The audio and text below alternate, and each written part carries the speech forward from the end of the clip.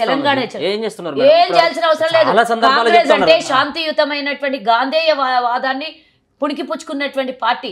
శాంతియుతంగా పోరాటం చేస్తాం, సమస్యల్ని ప్రజలకు చెప్తాం, సమస్యల్ని వివరిస్తాం, తెలంగాణను అభివృద్ధి చేస్తాం. మాదేమది వాళ్ళలాగా కక్షపూరితంగా రేవంత్ రెడ్డిని ఇళ్లలో నుంచి ఎత్తుకొని పోయి రేవంత్ రెడ్డి గొంతులో గరళల్లాగా మారిండని రేవంత్ రెడ్డిని తీసుకొని పోయి జైల్లో పెడితే ఏమైంది? ఫుట్బాల్ని ఒక్కసారి గోడకేసి కొడితే స్పంజ్ బంతిని ఎట్లా కొడితే ఎంత స్పీడ్గా కొడితే ఎంత స్పీడ్గా రివర్స్ వస్తుంది, అంత స్పీడ్గా రివర్స్ వచ్చింది రేవంత్ రెడ్డి.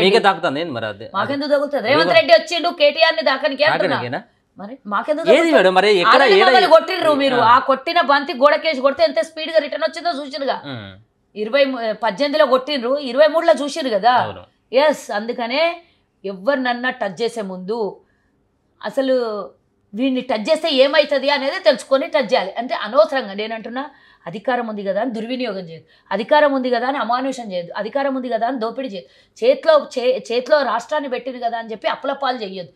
చేస్తే ఏమైంది? ఈరోజు నువ్వు ఎంత దోచుకున్నా చచ్చిపోయిన రాజు వచ్చేది 6 గజాల జాగా, కాల్తే మిగిలేది పిడికెడు భూమి. దీనికోసం ఇన్నిగానం అకృత్యాలు, ఇంత గలీజ్ పనులన్నీ చేయాలని అవసరం?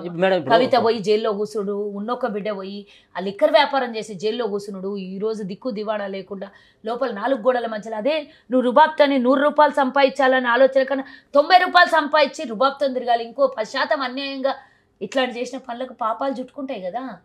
ఒక్కరోజు చుట్టుకుంటుంది. ఈ తెలంగాణ ప్రజల ఉసురు ముట్టింది వాళ్ళకి, కుటుంబానికి.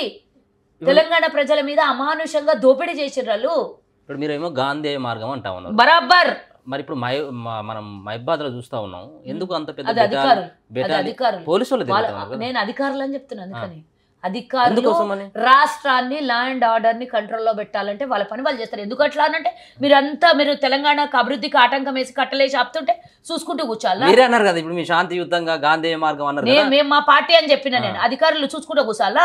అంటే నువ్వు రాయి తీసుకొని కొడుతుంటే నెత్తి పగిలిపోతే కూడా మేము ఇట్లా 2 చేతులు కట్టుకొని మేము చూసుకుంటూ కూర్చోాలా. రాయి తగలకుండా అడ్డం పెడతారు. కేటీఆర్ ఆడికి పోతా ఉన్నాడంటేనే కాంగ్రెస్ పార్టీకి గజ గజ వణుకుతా ఉన్నారు. వణుకు రాలేదు. పిచ్చోడికి అర్థమైతలేదు. నా గొయ్యి నేనే దోకుంటున్నా, నా గుంతలో నేనే వాడుతున్నా అని అర్థమైతలేదు. ఏం దొరుకుతలేదు.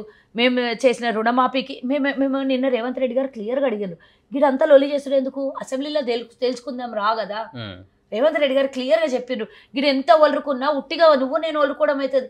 సౌబక్నా ఏకలికినా అసెంబ్లీలో లిఖితపూర్వకంగా ఉంటాయి, పూర్తిగా ఆధారాలతో ఉంటాయి. అక్కడ చేసింది శాసనం అవుతుంది, అక్కడ మాట్లాడిన మాట శాసనము. అదొక ధర్మ రక్షణ కోసం ఉన్నటువంటిది, ధర్మాలయం లాంటిది. అక్కడ అసెంబ్లీలో కూర్చొని చర్చకు రండి అని అంటే ఈడబోయిలోలి చేస్తా ఆడబోయిలోలి చేస్తే ఎందుకు?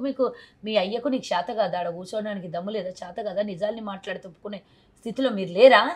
ఆయన వస్తే మీరు మీ పార్టీ రేవంత్ రెడ్డి తట్టుకోలేడు అని చెప్పేసి అంటా ఉన్నారు. అవునులే, ఎందుకు సోడా ఒక చేతిలో బాటిల్ ఒక చేతిలో పట్టుకొని వస్తే ఊగుతుంటే చూసి కళ్ళు తిరుగుతాయి మాకు?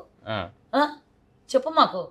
ఇన్ని నెలలు అయింది, 4 నెలలు అయింది. వర్షాకాలంలో మొత్తం వరదలు వచ్చి మునిగిపోతున్నారు. దిక్కు లేదంట కానీ పులి బయటికి వస్తుంది అంటే, వస్తే ఏమైతే బోన్ తెరిచింది ఉంటారు, లోపలికి పోతారు, బోన్ వేసేస్తారు. అంతకు మించి ఏం చేస్తారు? ఏం చేసాడు? 12 నెలలు అయింది, సంవత్సరం అయింది, వస్తున్నాడు అంటున్నట్లున్నది. ఇప్పుడు మీ ట్రంప్ గెలిపించి వచ్చినా ఏం పోయి. ఇప్పుడు రేవంత్ రెడ్డి కలుపు వృక్షమేమో కేసీఆర్ మాకే చెప్తాడు కదా, గింత కూడా మొక్క మొలవనీయను టీఆర్ఎస్ అని రేవంత్ రెడ్డి అదే అంటాడు. హరీష్ రావు కూడా అదే అంటా ఉన్నాడు, ఏమని కలుపు ముక్క ఇక్కడ రేవంత్ రెడ్డి కలుపు వృక్షం ఆయన అని చెప్పేసి. ఎవరి చెప్పులు మోసి బతికినోడు ఎవరి గురించి మాట్లాడుతుండు? కాంగ్రెస్ నీకు రాజకీయ భిక్ష పెట్టింది, నీ బతుకు ఒక దారి చూపించింది.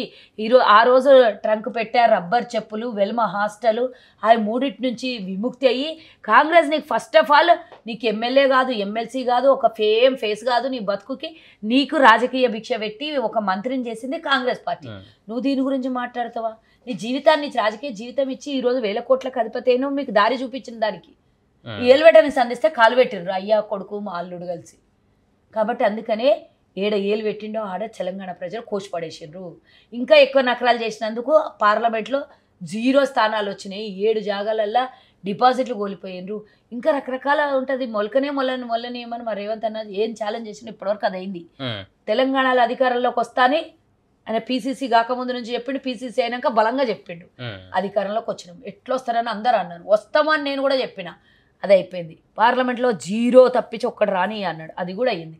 రేపు పొద్దున ఒక్క మొలగని అన్నాడు, అది కూడా అవుతుంది, చూసుకుంటాము. ఇది కూడా అన్నాడు కదా, అందరిని కూడా జైల్లో వేస్తాను, అక్కడ బరాబరేస్తారు. ఆ జైల్లో మేము కడితే డబుల్ బెడ్రూమ్ కవిత కోటి కట్టిస్తాను, ఇది కాలే కదా మరి రేవంత్ అన్న. ఎప్పుడు పేటెన్సీ సంవత్సరం తినబోతురు, సంవత్సరం లోపల అన్నీ చేస్తారా వాళ్ళు? 10 ఏళ్ల దోపిడి, ఇన్ని ఆధారాలు తీయాలి, కోర్టుకి ఇన్ని ప్రొడ్యూస్ చేయాలి, బయటకు పోతే మళ్ళీ లోపలికి పోతే బయటకు రాకుండా ఇరికియాలి వాళ్ళని. అంత చేశారు తెలంగాణ అని, మామూలుగా చేశారు. అన్నీ దొరకాలి, లేకపోతే విదేశాలలో దాచిపెట్టిన పైసా మనకి ఇడికెళ్ళి దొరుకుతుంది. అక్కడక్కడ బినామీల పేర్ల మీద ఉన్న జైల్లో పోతే హాయిగా జైలు ఉన్నాను పురుసదుగా కూర్చుంటాడు, ఇందాక యోగా చేసుకుంటా అన్నట్ల. మళ్ళీ ఆడపోయి ప్రశాంతంగా కూర్చొని ఇస్తే ఎట్లా? మొత్తం తీసిన ఆ వ్యవహారాలన్నీ బయటపడాలి కదా. అందుకని అన్ని ఆధారాలు సేకరించినాక లోపల దొరుకుతారు. చిన్న చిత్కన చేసిన ద్రోహం తెలంగాణ కాదు.